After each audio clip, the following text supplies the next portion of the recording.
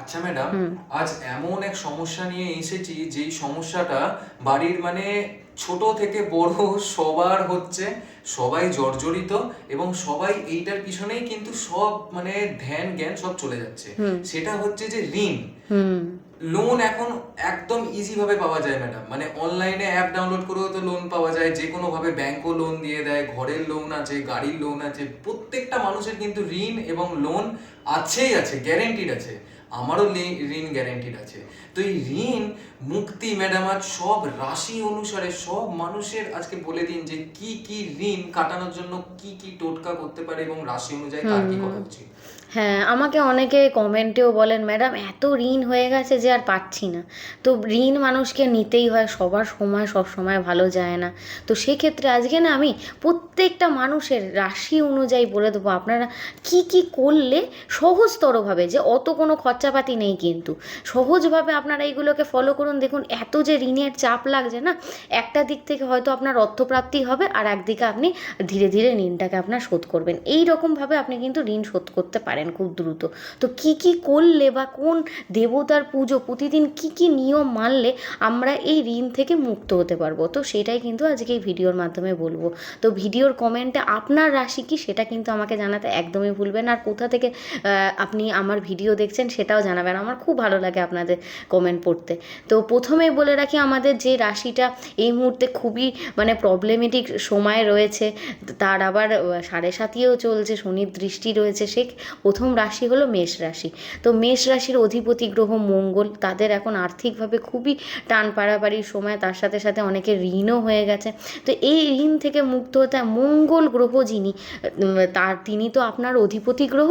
তো প্রথমেই কি করবেন, প্রতিদিন সকালবেলায় যখন ঘুম থেকে উঠবেন, প্রথমে যে বিছনা থেকে আপনি নিচে নামেন, তো এই মানে মঙ্গল হচ্ছেন ভূমিপুত্র, মানে ওনার মায়ের জায়গায় আমরা কিন্তু বসবাস করি। তো প্রথমে আপনি নিজের পাটা ফেলবেন না, প্রথমে সেই ভূমিকে প্রণাম করবেন, করে নিজের মনস্কামনাটা জানাবেন যে আমি এই প্রবলেমের মধ্যে দিয়ে যাচ্ছি মা। আর নিজের করতলটা সবার ফার্স্টে দর্শন করবেন। এতে কি হয়, একটা মন্ত্রও হয়তো আপনারা জানেন, করাগ্রে বসতে লক্ষ্মী, কর মধ্যে সরস্বতী, এই মন্ত্রটা উচ্চারণ করলেও কিন্তু খুব ভালো ফল পাওয়া যায়, এক্ষেত্রে কিন্তু অর্থপ্রাপ্তি ঘটে থাকে। আর তার সাথে সাথে বলবো, গণেশজি বিঘ্নহর্তা, উনি সব রকম বিপদ থেকে আমাদের উদ্ধার করে থাকেন। বুধবার করে গণেশজির পুজো করুন, আর শনিবার এবং মঙ্গলবার করে অবশ্যই হনুমানজির পুজো করুন, তার সাথে কিন্তু হনুমান চালিসা পাঠ করতে ভুলবেন না।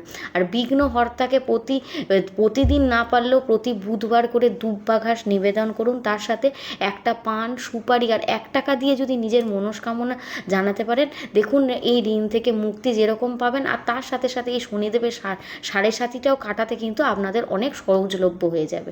তারপরে যে রাশিটার কথা আমি বলবো সেটা হচ্ছে বৃষ রাশির কথা। তো বৃষ রাশির মানুষ যারা রয়েছেন, তাদের যদি ঋণে খুবই জর্জরিত হয়ে থাকেন, আপনাদের তো শুক্র গ্রহ হচ্ছে অধিপতি গ্রহ।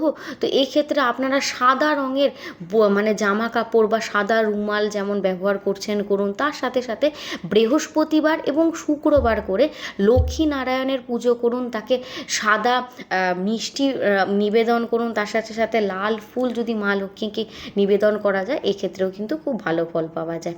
তারপরেই বলবো আমি মিথুন রাশির কথা। মিথুন রাশির অধিপতি গ্রহ হচ্ছে বুধ। যারা যারা মিথুন রাশির ব্যক্তি রয়েছেন, তাদের যদি লোনের মানে প্রচণ্ড পরিমাণে হয়ে থাকে, একদমই এর থেকে বাঁচতে পারছেন না, আপনারা কিন্তু অবশ্যই প্রতিদিন যদি পারেন গণেশের পুজো করুন, কারণ আপনাদের কিন্তু ইষ্ট দেবতা কিন্তু গণেশজি। তো তিনি তো বিঘ্নহর্তা, আপনাদেরকে কিন্তু তিনি সব সময় রক্ষা করবেন।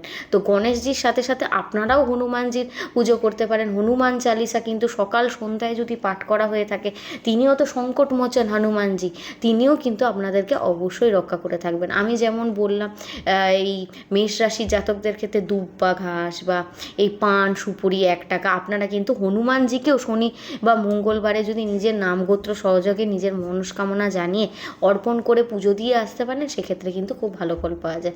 তারপরে আমি যেটা বলবো, কর্কট রাশির জাতক জাতিকা। কর্কট রাশির অধিপতি গ্রহ সবাই জানেন চন্দ্র গ্রহ।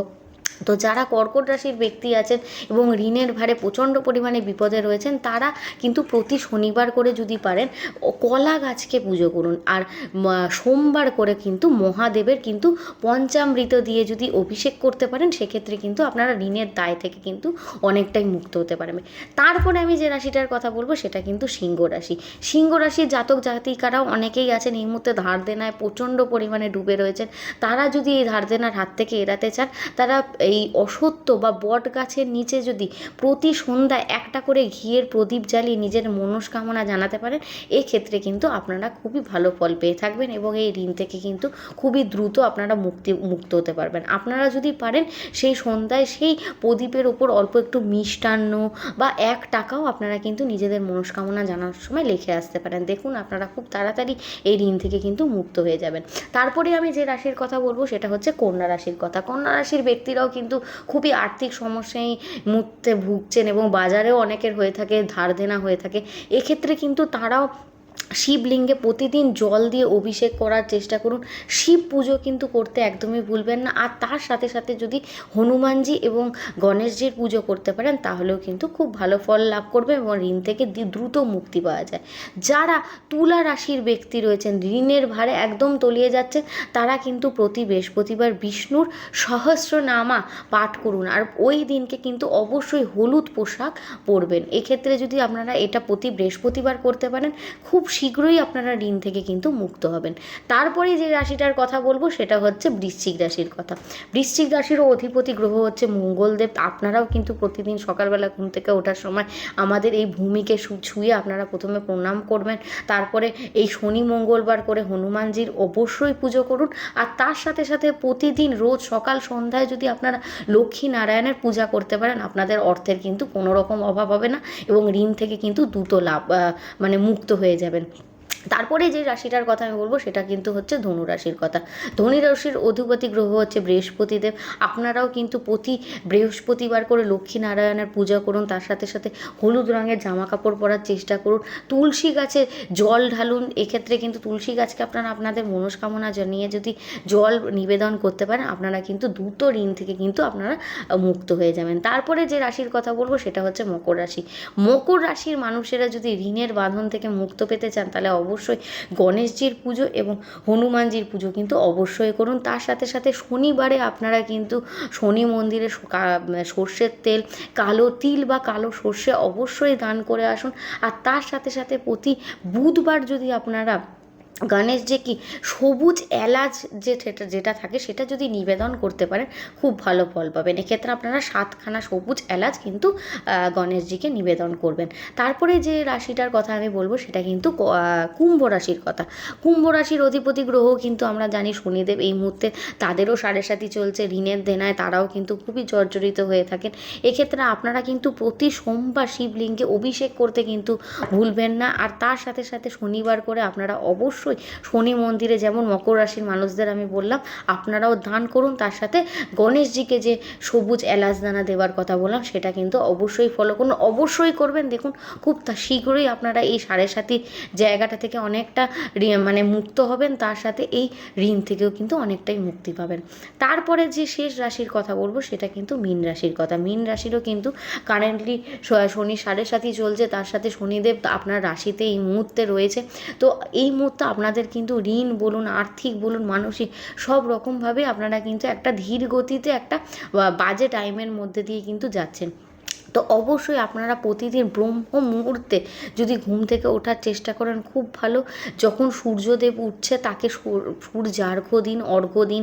তামার পাত্রে জল নিয়ে যদি সূর্যায় নমঃ মন্ত্রটা জপ করতে পারেন, আদিত্য হৃদয়ম স্তোত্রাম যদি পাঠ করতে পারেন, তার সাথে যদি গণেশ যে ঋণ হরণ কবচ আছে সেটা যদি আপনারা ধারণ করতে পারেন, এক্ষেত্রে কিন্তু খুব ভালো ফল পাবেন। আর তার সাথে সাথে প্রতি বৃহস্পতিবার অবশ্যই লক্ষ্মী নারায়ণের পুজো করুন। এক্ষেত্রে সেক্ষেত্রে কিন্তু খুবই ঋণ থেকে খুব তাড়াতাড়ি আপনারা মুক্ত হয়ে যাবেন। হলুদ রঙের জামা কাপড় পরতে বেশি শুরু করে দিন।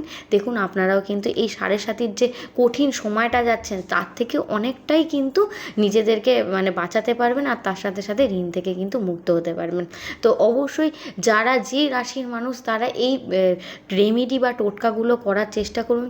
জানি ঋণ থেকে মুক্ত হওয়া অত সহজ নয়, কিন্তু ভগবানের ওপর এবং নিজের ওপর ভরসা রাখলে যে কোনো কঠিন পরিস্থিতি কিন্তু আমরা পার করে চলে আসতে পারবো। তো অবশ্যই আপনারা কমেন্ট সেকশানে আপনার কি রাশি সেটা কিন্তু লিখতে একদমই আমাকে জানাতে আর ভুলবেন না।